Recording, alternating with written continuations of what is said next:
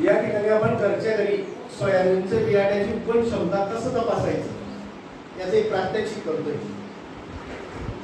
तर यामध्ये काय करायचं, आपल्याकडे मागील वर्षाचं जर बियाणं असेल किंवा कोणत्या एखाद्या शेतकऱ्याकडून आपण जर घेतलेलं असेल तर त्याची उगवण क्षमता तपासणं हे गरजेचं आहे। तर याकरता आपण हे बियाणं जे घेतलेलं आहे, समजा आपल्याकडे 3 ते 4 गोण्या आहेत, त्या 3 ते 4 गोण्यांपैकी एकाच गोणीतून बियाणं नाही घ्यायचं, ते डायरेक्ट असं निवडून बियाणं घ्यायचं नाही। मूठ घालायची, ती मूठ घातल्यानंतर जे बियाणं आपल्या हातात येईल त्या बियाणांपैकी 3-4 गोण्यांमधून बियाणं घेऊन ते 100 बिया आपण या ठिकाणी निवडलेले आहे। म्हणजे 10-10च्या आपण या ठिकाणी रांगा करणार आहे। तर यासाठी 2 पद्धती आहेत। एक पद्धत आहे पेपरावर सुद्धा आपण बियाण्याची उगवण क्षमता तपासणी करू शकतो, जो साधा पेपर आहे आपला त्यावर सुद्धा आपण बियाण्याची उगवण क्षमता तपासणी करू शकतो। त्याचप्रमाणे गोणपाट जे त्या गोणपाटावर सुद्धा हे करू शकतो। यामध्ये गोणपाट जे ते ओलं करायचंय, गोणपाट ओलं केल्यानंतर त्यावर 10-10च्या रांगा तयार करायच्या आहे। 10-10च्या रांगा तयार केल्यानंतर आता सध्या आपण त्या रांगा तयार केल्या जात आहेत। त्याचप्रमाणे याच्यात एक पद्धत आहे, तिसरी एक पद्धत आहे ग्लास, 3 ग्लास घ्यायचे। 3 ग्लास घेतल्यानंतर त्यामध्ये बियाणे टाकायचं। बियाणे टाकल्यानंतर तात्काळ जर आपल्याला ती बियाण्याची उगवण क्षमता तपासायची असेल तर तात्काळ सोपी अशी एक पद्धत आहे। 3 ग्लास घ्यायचे, भरल्यानंतर त्यामध्ये बियाणे टाकायचं। बियाणे टाकल्यानंतर ते बियाणं खाली पुढे ते बियाणं जे बुडून फुगेल ते बियाणं वापरायचं नाहीये, परंतु जे बियाणं ओलं झाल्यानंतर त्याला सुरखत्या लगेच पडतील।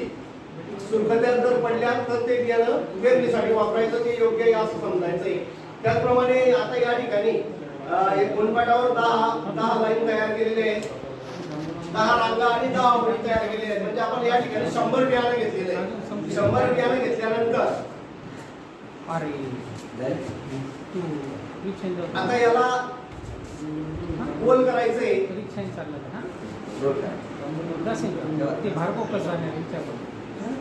आपल्या हातात जे बियाणं ते बियाणं आपण या ठिकाणी घेतलेलं आहे। एक रो दुसऱ्या रो मध्ये मिक्स होता कामा नये।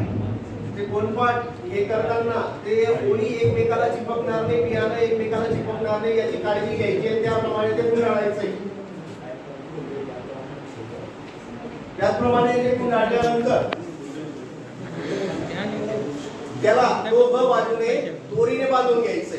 दोघं बाजूने दोरीने का बांधतोय आपण, जेणेकरून त्याची हालचाल बियाणे इकडे तिकडे होणार नाही किंवा त्या बियाण्याची हालचाल इकडे तिकडे होणार नाही। आणि हे बियाणं हे जे गोणपाट आहे याला थंड जागेवर ठेवायचंय। रोज सकाळ संध्याकाळी त्याला 4 ते 5 दिवस पाणी मारायचंय।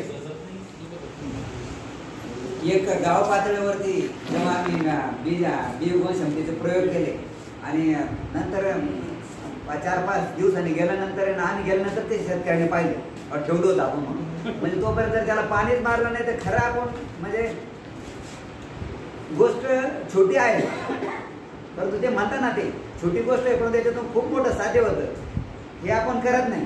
कोलगेट हा याला पाणी मारायचं आहे। रोज सकाळ संध्याकाळ पाणी मारल्यानंतर 7 ते 8 दिवसांनी त्याला ओपन करायचंय। समजा आपण किती बियाणे वापरले होते, 100 पैकी जर 70 बियाणे जर व्यवस्थित त्याला अंकुर फुटले तर असं समजायचं ते बियाण्याची उगवण क्षमता 70% असं।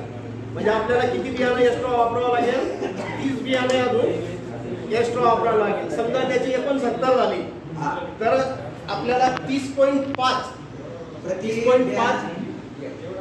एवढं बियाणं एक्स्ट्रा वापरावं लागेल। जसं जसं त्याची कमी होईल, समजा 60 झाली, 60ला आपल्याला 40 वापरावं लागेल।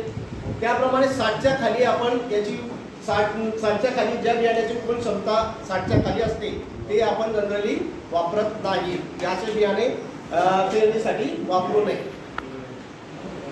तर ही घरच्या घरी तयार केलेली एक छोटीशी अशी पद्धत आहे। या पद्धतीने जर आपण बियाण्याची उगवण क्षमता तपासली तर नक्कीच आपल्याला याचा फायदा होईल। हे असं यानंतर 5 ते 7 दिवस सावलीत ठेवायचं, त्याला रोज पाणी टाकायचं आणि नंतर 7 दिवसानंतर याला दुसरी एक पद्धत आहे पेपराचाही असंच करायचं।